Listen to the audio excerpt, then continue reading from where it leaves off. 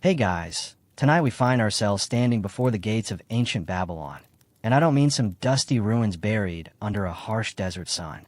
No, tonight you're here, right at the heart of a bustling, mist-kissed city, gazing up at gates that shimmer faintly in the rising moonlight. The air is warm and faintly spiced with cinnamon and dry dates. Somewhere in the distance, a lone camel grumbles as it rests its weary legs, and you can almost sense its disdain for all this grandeur. You probably wouldn't survive a day in Babylon if you tried. One misstep in this sprawling maze of gods, kings, and commerce, and you'd be hauling water buckets until your fingers blistered. So, before you get too comfortable, take a moment to like the video and subscribe, but only if you genuinely enjoy what I do here. Let me know where you're watching from tonight, and what time it is for you. Are you cozy in bed? Do you have a midnight snack? Whatever you're seeing, I'm glad you're here. Now, dim the lights, maybe turn on a fan for that soft background hum, and let's ease into tonight's journey together. You take a slow breath and step closer to the gates. The air hums with anticipation. The gates of Babylon rise before you like a scene from some forgotten dream, adorned with deep blue glazed bricks that shimmer like sapphire in the lamplight. The famous Ishtar Gate. Historians still argue whether it was meant as a beacon for gods or as a bold statement of King Nebuchadnezzar's ego. Either way, it's magnificent. Its surface is adorned with reliefs of lions, dragons, and horned bulls, strange, mythical creatures meant to guard and impress. Even now, scholars debate their significance. Were they meant as holy protectors or symbols of Babylon's claim over the world? We may never truly know. You shift your weight from one sandal to the other, brushing away a tiny bead of sweat. The pavement underfoot is smooth and warm from the sun, worn down by countless feet long ago. You can almost imagine the bustle of Babylon at its height. Merchants yelling prices for silk and barley, oxen hauling massive loads, and servants hurrying with water jugs balanced precariously on their shoulders. At times, you half expect a royal attendant to scold you for loitering. The walls rise higher as you step closer, and you run a hand across their surface. The clay is cool despite the day's heat. Babylon was famous for its engineering and meticulous craftsmanship, its architects masters of mud brick construction, making walls that withstood siege after siege. But tonight, these walls aren't weapons or fortresses. They're guardians of a garden, a serene space you're about to enter, a place that held whispers of romance, spirituality, and wonder long ago. With one more step, you're over the threshold and inside Babylon. The sound of your sandals brushing the worn stone is soft, almost apologetic, as if these ancient pavers remember every person who came before you. The surface is warm from the day's sun and faintly grainy, a reminder that this pathway has felt countless sols long ago. You can almost picture Babylon as it must have been, bustling and orderly, the sound of traders' cries merging with the faint rustle of palm fronds overhead. The first steps upon these ancient stones carry you deeper, closer to a space that feels different from the bustling streets beyond the gate. Here, the air is quieter. Here, it feels as if the sound of commerce and chariot wheels have been left behind. Somewhere far off, a bird calls. You notice tiny cracks in the pavement, and a faint moss-like growth brushing the edges. This was no ordinary path. According to old Babylonian texts, these were the very stones laid down upon which kings and gods would walk. Historians still debate whether every visitor was allowed this privilege, or if only the elite had access. Perhaps only those with royal favor or holy purpose were allowed to walk here, their bare feet brushing the same surface as statues and offerings. What we do know is that Babylon was meticulous about its spaces. To this day, archaeologists find traces of glazed bricks, inlaid designs, and orderly drains that kept the walkways clean and dry even during the rainy season.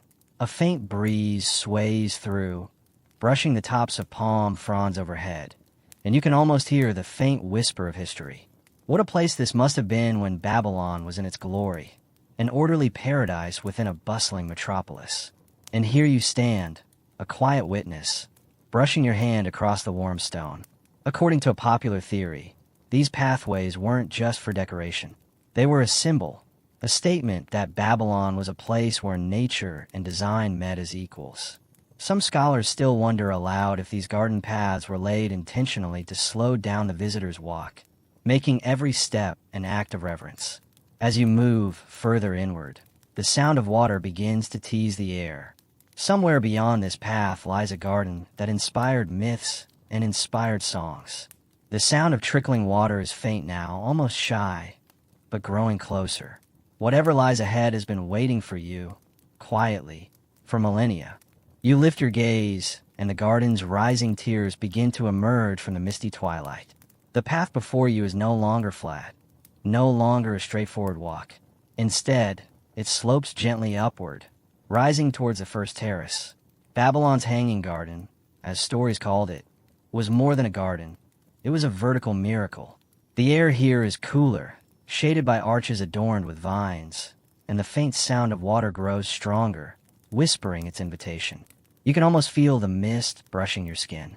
Each tier of the garden was said to rise like a stepped mountain, a green tower reaching toward the heavens. According to one ancient account, this was a gift from King Nebuchadnezzar II to his wife, Emetiz, so she wouldn't miss the misty hills of her homeland. But historians still argue about its true purpose. Was it a royal symbol of power, an early example of engineering mastery, or simply a spectacular display of Babylonian affection? Whatever the reason, you can sense the intention in every arch, every stone, a place where nature and ingenuity embraced. Stepping closer, you notice the walls of the tier rise sharply, lined with deep emerald moss and dotted with flowers that seem impossibly delicate.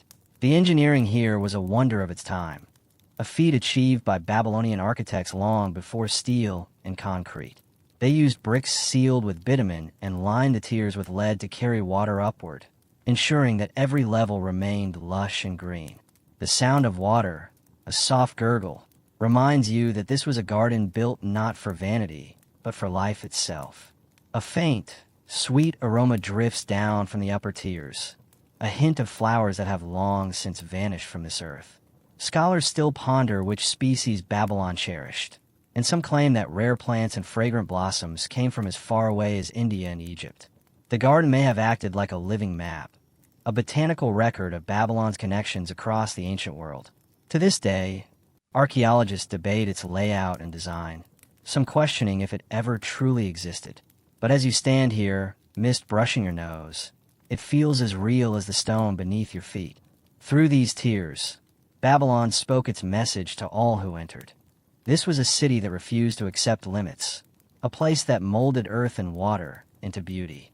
You take another step upward, brushing your hand across a frond as you move deeper into this hanging paradise, the mist cooling your skin and the sound of water whispering you forward. The sound of water intensifies as you ascend, its soft whisper growing into a serene, musical flow. You round a bend and spot it, a narrow channel of stone carrying a stream from the great Euphrates River. The water shines in the twilight, a ribbon of silver winding down the tiers, feeding every leaf, every petal. Babylon was a city born of its river, and its gardens drew their life from its beating heart. According to ancient historians, Babylonian engineers devised a brilliant way to raise water from the Euphrates, using a chain of buckets or a screw-like device, long before Archimedes gave his name to such an invention. You can imagine workers hauling ropes and filling clay jars, straining their muscles to draw water from the lowlands to the heights of this terraced wonder. Others claim that water was diverted into hidden canals and cisterns buried deep within the garden structure. The debate still burns among scholars. How did Babylon raise the river to its treetops? We may never know for sure, and that's part of the garden's charm. You watch the water slip between tiny cracks in the stone, its surface reflecting the faint glow of oil lamps. The sound of its movement calms you, and you wonder how many generations have felt this same serenity. The Euphrates itself was a force of life and commerce, shaping Babylon into one of the greatest cities of the ancient world. Its waters brought grain and trade, and here, upon these rising tiers, those same waters gave Babylon a miracle that inspired countless travelers and storytellers. A soft mist drifts across your skin as you walk closer. According to old Babylonian myths, this very mist was said to hold the whispers of gods, brushing your hair and filling the air with a sacred stillness. The garden, some claim, was built as an offering, a bridge between the earthly and the divine. Yet others insist it was a symbol of Babylonian pride, a statement to the world that this city was invincible, its people masters of earth and water. Today, you stand upon that statement, a witness to its quiet immortality. The stream's gurgle guides you, and as you walk further, brushing your fingers across damp leaves and ancient stone, you feel it too. That timeless link between river and garden, between human hands and the beating heart of a long-vanished world.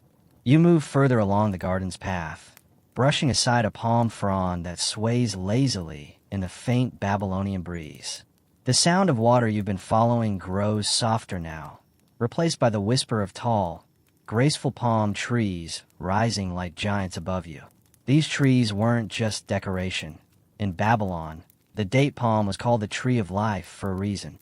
Its fruit nourished countless generations. Its fronds offered shade in blazing sun, and its wood shaped boats and columns throughout the city. You can almost feel its deep significance brushing your fingertips as you walk. According to ancient Babylonian texts, palm trees lined the garden's higher tiers, rising like emerald spires above the terraced walls. To walk beneath their canopy was to walk within Babylon itself, embraced by its heritage and its quiet strength. Scholars still wonder about the exact layout of these palm groves. Were they meticulously spaced and tended like sacred columns, or left to form their own natural patterns, creating a seamless blend between design and wilderness? The debate goes on, rooted in fragments of ancient records and crumbling stone reliefs. As you walk, brushing your hand across the warm, ridged trunk of a palm, a faint breeze rustles the fronds overhead, making a sound like soft applause. The palm was more than a symbol for Babylon. It was a witness to countless moments that shaped the city's heart. Kings would stand here and ponder alliances and conquests. Visitors from lands as far as Egypt or the Indus would walk these same pathways, tasting the sweetness of Babylonian dates as their eyes rose to these swaying giants. A tiny lizard darts across the path, disappearing into the roots of a palm, and for a moment, the garden feels alive and aware, as if it remembers every visitor that passed under its branches. The mist from the higher tiers catches on the palm leaves, sending tiny droplets glistening down upon your skin, and you can almost imagine Babylon as it was at its peak, a serene, green paradise suspended between earth and sky. Through this palm canopy, Babylon spoke a quiet language, reminding all who entered that even amid the grit and glory of an ancient city, beauty and life had a place to flourish. The palm trees still stand as timeless guardians, brushing the stars with their leaves as you move further into the garden, closer to the heart of its serene and mysterious design.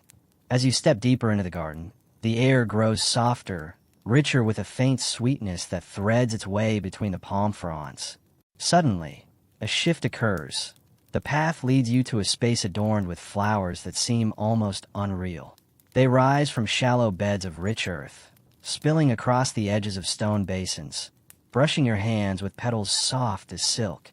The air hums with their aroma, faint rose and sharp cinnamon, threads of jasmine and a hint of something harder to name. According to Babylonian records, this garden was a living gallery, a botanical wonder meant to impress and delight. The flowers here weren't random. Babylonian gardeners sourced their seeds and bulbs from across the ancient world, making this space a map of their conquests and connections. Fragrant lilies came from Egypt, irises from Persia, and delicate saffron crocuses were said to have arrived by caravan from the misted hills of Media. What we don't know for certain is how these flowers were arranged. Historians still debate whether Babylon's gardeners adhered to precise, formal designs, or if they embraced a freer, almost whimsical approach. Was every petal placed with intention, or did the flowers themselves determine their own patterns upon the earth? The answer lingers between the petals, a quiet reminder that Babylon's beauty was as much about its mystery as its precision. A faint hum of bees threads the air, and you can imagine Babylonian nobles strolling here at dusk, brushing velvet petals between their fingers, listening to the soft whisper of night falling upon the city. These flowers weren't merely decoration. They were a symbol, a statement. To cultivate a garden like this was to assert dominion over nature itself, to claim immortality through beauty. It was also an invitation to slow down, to stand still and breathe in the richness of the moment. As you walk, brushing a crimson flower with the back of your hand, a bead of moisture slips down its edge. It shines faintly in the waning light, like a jewel upon velvet. Somewhere beyond the garden, Babylon rests upon its ancient walls, its streets humming with life. But here, within this serene space, only the flowers matter, a quiet reminder that beauty endures, even as kings rise and fall. The air shifts as you move on, and the garden embraces you a little tighter, holding its breath as you step towards the heart of its wonder. Moving deeper, you notice the path softens underfoot. The hard stone gives way to a bed of fine, pale sand, raked smooth as silk and faintly warm from the waning sun. This is the royal walkway, the sacred spine of Babylon's garden. To walk upon this sand was an honor, a reminder that every step taken within these walls was part of a ritual, a slow, deliberate movement between earth and air. According to Babylonian texts, these sanded paths were tended every morning by workers with palm brooms, ensuring that every grain was aligned. Every ripple spoke of serenity. This sand was no accident. Some historians speculate it came from the Arabian desert, brought across countless miles by camel train as a symbol of Babylon's far-reaching dominion. Others claim it was sourced closer, molded by the Euphrates itself. What we do know is that Babylonian architects and gardeners treated this surface as sacred, a canvas upon which the garden's visitors left their quiet marks.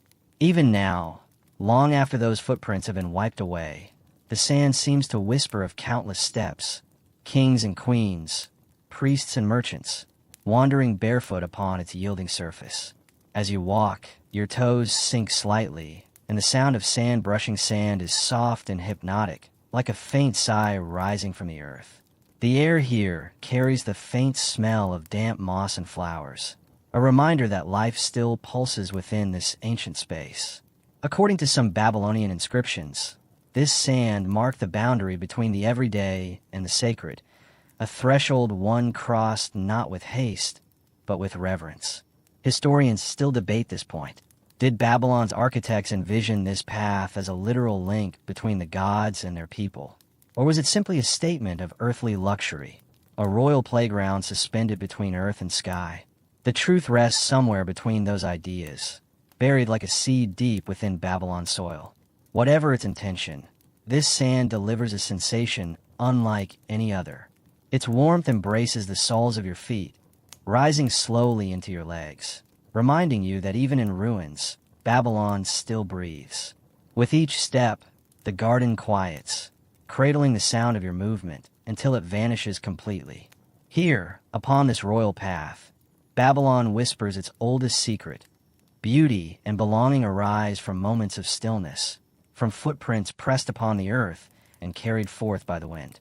Through a veil of mist and palm fronds, you notice a quiet space carved into the garden, a secluded alcove where a single stone bench rests. Its surface is worn smooth from countless moments of rest, a witness to Babylon's long and serene history.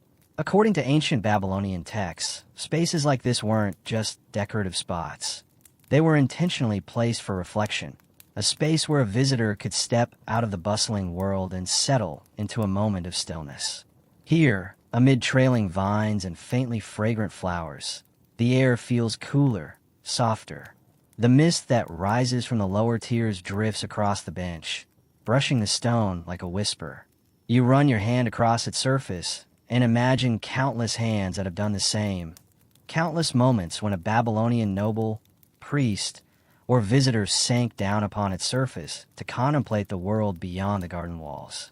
Historians still debate the exact role spaces like this played. Were they intended as sacred spots, where prayers rose with the mist? Or were they built simply as a quiet reprieve, a place to rest and listen to the sound of water falling from tier to tier? According to some Babylonian texts, certain alcoves were used for rituals honoring the gods of nature, spaces where earth and stone met mist and air, a reminder that the garden was a gift as much as it was a design. Sitting upon the stone, you can almost hear faint echoes of those moments. The garden hums its quiet song, the whisper of leaves brushing one another, the faint drip of water upon moss-clung stone. Here, Babylon feels alive, timeless, a space where silence speaks and nature embraces those who walk its paths. As you rise, brushing mist from your fingers, the garden unfolds further, hinting at deeper spaces and hidden corners.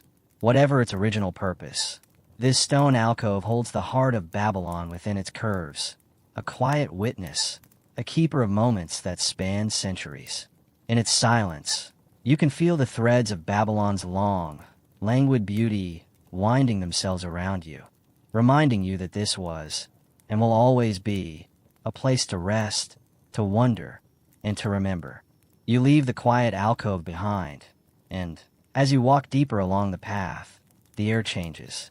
The faint mist thickens slightly, curling along the edges of low stone walls and over the garden's hidden channels. You begin to hear it, the soft, rhythmic trickle of water, like the garden's own heartbeat. It threads its way between the terraces, feeding life to every leaf, every flower, every palm that sways gently overhead. According to ancient texts, this intricate water system was more than just clever design. It was the very soul of Babylon's garden, a symbol of mankind's power to shape nature.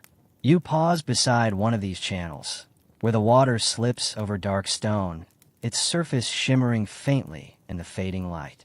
The path beside it is cool beneath your feet, the stone damp where droplets have splashed over the edges. Some believe these channels were fed by an incredible feat of engineering, an endless chain of buckets lifting water from the Euphrates, powered by human or animal strength.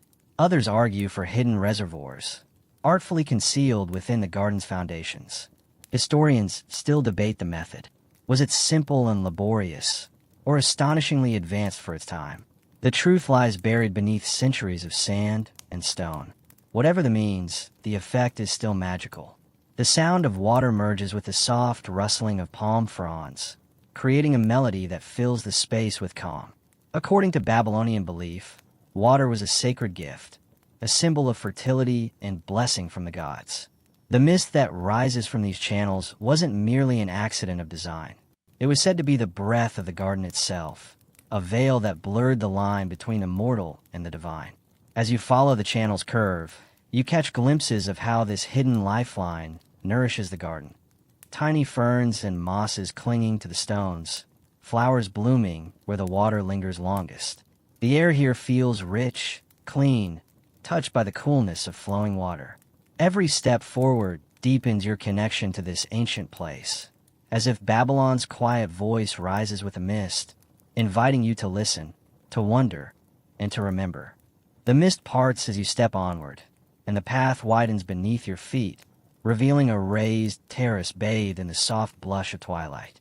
The air hums with quiet energy, filled with the scent of damp stone and the last breath of sunlight. According to ancient Babylonian accounts, this space, perched high above the lower tiers, was designed for contemplation and wonder. It was said that kings and scholars would come here to gaze across the city and ponder the mysteries of the world. You can almost feel their presence as you pause, your eyes drawn to the horizon where the Euphrates glimmers like molten silver in the fading light. The terrace floor beneath your feet is smooth, edged by low walls carved with patterns now softened by centuries. Historians still argue over its true purpose. Was this space an observatory for the famed Babylonian astronomers, charting the dance of the stars? Or was it simply a pleasure terrace, a place for rulers to admire their city's grandeur while cooled by the garden's rising mist? The truth, as always with Babylon, drifts somewhere between fact and legend. The terrace is framed by slender columns, some wrapped in ivy, their surfaces etched faintly with symbols of gods and stars. According to some fringe theories, these carvings weren't merely decorative. They formed a code, a guide to align earthly structures with celestial movements. Whether intentional or coincidental, the effect is striking. Here, you feel suspended between earth and sky, the garden's tiers falling away below, the heavens stretching endlessly above. A soft breeze stirs, carrying with it the scent of flowers and the coolness of the garden's flowing waters. You can imagine a Babylonian poet standing here, composing verses to honor the gods, or a curious traveler pausing to take in the wonder of a city that dared to lift gardens into the sky. The terrace hums with these silent echoes, holding within its stones the memories of all who have stood where you now stand. As you linger upon the terrace, your gaze is drawn to a narrow stairway that rises along the garden's edge, its steps carved into the very stone of the terrace itself. The mist clings to its sides like a soft shroud, and each step seems to glow faintly in the growing dusk. According to Babylonian lore, ascending these steps was seen as a symbolic journey, a slow, deliberate act of drawing closer to the heavens, closer to the gods who watched over the city. You place your foot upon the first step, and it's surprisingly smooth, worn down by the countless feet that have climbed this path before you. The stone holds the warmth of the day, and the moss that grows in its crevices brushes your fingertips as you steady yourself. Some believe these stairs were part of a sacred procession route, leading priests and kings alike through the garden's tiers in ritual ascent. Others argue they serve a simpler purpose, connecting the garden's levels for caretakers and visitors alike. Historians still debate the symbolism. Was this purely functional architecture, or was every step meant as an offering? Every rise a reminder of humanity's place between earth and sky. The air grows cooler as you ascend, and the mist thickens, softening the edges of the world. With each step, the sound of the garden changes. The trickle of water below grows distant, replaced by the faint rustle of leaves overhead. You pause, brushing your hand along the stone, and for a moment it feels as if the stairway itself remembers every footstep that has touched it, every hand that has steadied itself along its edge. According to legend, to climb these steps was to walk in harmony with the gods, to trace the boundary between mortal life and divine mystery. The mist that drapes these stairs was said to carry prayers upward, a gentle current lifting hopes and wishes into the sky. As you rise higher, the garden seems to hold its breath, the world below falling silent as you draw closer to the uppermost tier. Here, the city's heart beats softly beneath you, and the garden's timeless beauty surrounds you, inviting you onward, upward, into the quiet embrace of Babylon's ancient wonder. At the top of the stairway, the garden opens into a space both grand and hushed, the highest terrace, where earth and sky seem to meet. The mist here is gentler, thinner, as if it respects the quiet majesty of this level. The air is cooler, touched by the breath of night, and the stars above begin to prick the darkening sky like scattered jewels. According to Babylonian tradition, this was a space of reverence, where kings and priests might seek counsel from the gods, or simply stand in awe of the world they ruled. You step forward, the stone beneath your feet smoother here, as if polished by time itself. Slender columns frame the space, their surfaces worn but still bearing faint traces of carved symbols. Stars, crescents, perhaps the sacred tree of life. Some historians believe these symbols serve to align the terrace with the heavens, a silent map for reading the sky. Others argue they were purely decorative, a flourish meant to dazzle visitors. The debate lingers, like the mist that drifts along the edges of the terrace, softening stone and shadow alike. The breeze carries the mingled scents of night-blooming flowers and damp earth, and you can almost hear the echoes of ancient songs, carried aloft by this very wind. According to some fringe theories, this upper terrace wasn't just for beauty. It functioned as a kind of observatory, where Babylonian astronomers charted the movement of planets and stars, aligning their findings with the rhythms of city and temple below. Whether true or not, standing here, you feel the pull of the heavens, the sense of connection between all things. The garden's tiers fall away below, layered like a dream built upon stone and soil. Water trickles softly somewhere in the distance, a reminder that even at this height, life flows steadily through Babylon's wonder. You linger, brushing your hand along the worn edge of a column, feeling the quiet weight of history, of beauty shaped by human hands and offered to the stars. The garden holds you in its gentle embrace, a space where time softens and Babylon's ancient voice whispers on the night breeze. You stand upon the upper terrace, and for a moment, the garden seems to pause with you. The last glow of sunset melts in a deep twilight, casting the stone, the leaves, and the mist in shades of silver and blue. The air is so still, so clear, you feel as though you could reach out and touch the stars that have begun to scatter across the sky. According to ancient Babylonian belief, this was the hour when the boundary between earth and heaven was at its thinnest, when the garden became a place of communion with the divine. The view from here stretches endlessly. Below, the terraces layer upon one another like ripples upon a pond, mist rising from each level as if the earth itself is breathing. Beyond the garden's walls, the city of Babylon unfurls, rooftops, towers, and the dark line of the Euphrates glinting in the faint starlight. Historians still debate the meaning of this design.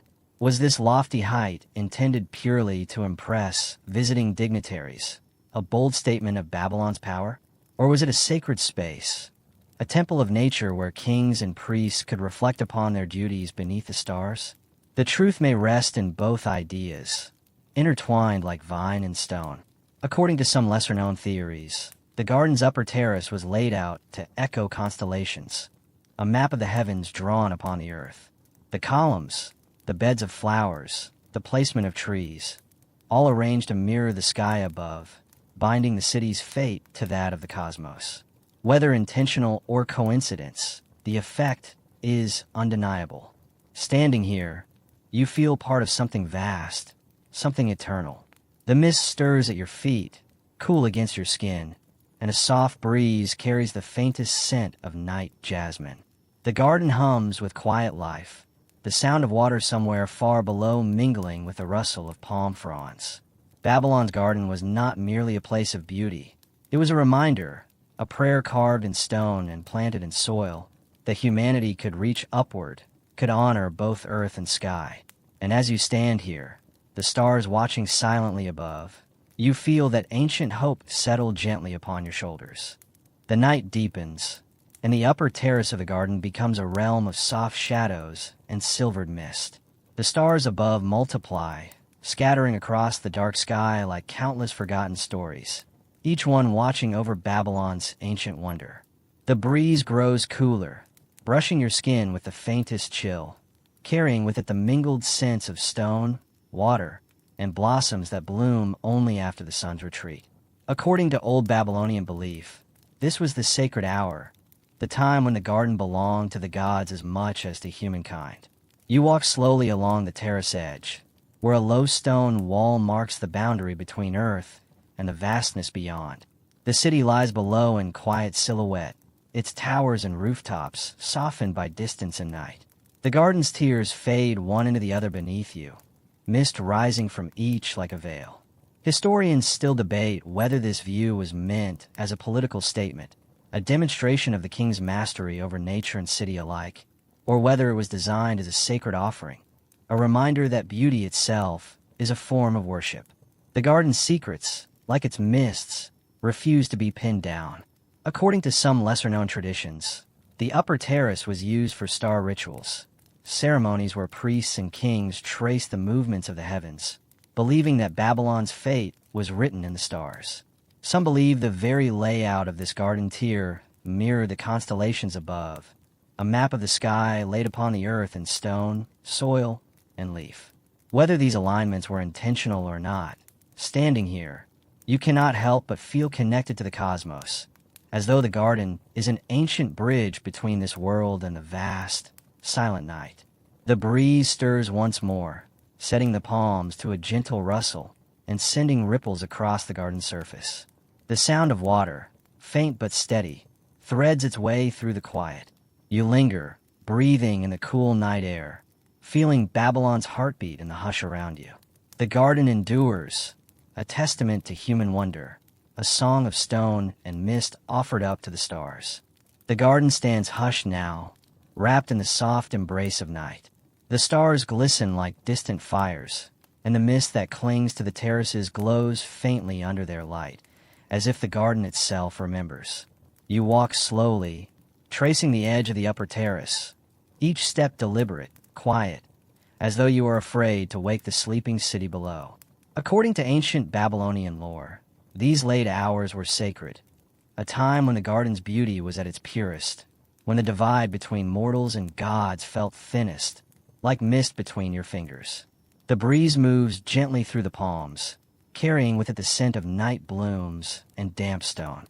The sound of water is little more than a whisper now, soft and steady, threading through the terraces as it has for millennia. Historians continue to puzzle over this place. Was it merely a triumph of design and engineering, a wonder to dazzle the eyes of visitors? Or was it built as a prayer in stone and soil, a lasting offering to the heavens?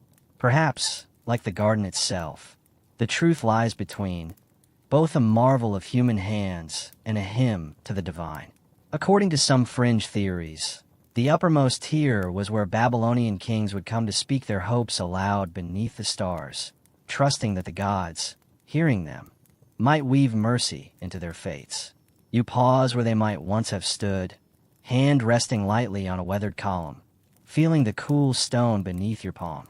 The garden hums around you, a quiet harmony of breeze, water, and night. As you breathe in the cool air, you sense what those kings and priests might have felt, that here, in this suspended paradise, one could touch both earth and sky, stand at the meeting point of what was, what is, and what might yet be. The garden lives on, not in grand walls or crumbling stone alone, but in the quiet beauty of moments like this, where wonder and peace mingle under the endless sky. And now, the garden quiets further, as if even the mist and the stars have grown drowsy. The terraces blur together in the silver darkness, and the night air grows soft, wrapping you in its cool, steady embrace. Each breath you take is slow, gentle, carrying with it the faintest scent of the garden, a mix of earth, stone, and flowers that bloom unseen in the shadows. The sound of water, that soft, steady trickle, continues below, like a lullaby rising from the depths of ancient Babylon, soothing, constant, eternal. The stars overhead seem to pulse faintly, their lights stretching across the endless night, as if keeping silent watch over you and this long-vanished wonder. The mist thickens just slightly, blurring the edges of the world, softening stone and leaf and memory alike. The garden's voice fades to little more than a breath, a hush that invites you to rest, to let your thoughts drift as gently as the breeze that moves between the columns. You feel safe here, high above the city, wrapped in the garden's ancient serenity. The weight of the world slips away, carried off on the night air, leaving only the peace of this suspended paradise. Let your eyes grow heavy, your thoughts quiet. Babylon's garden will keep its silent watch, holding your dreams safe within its misted embrace.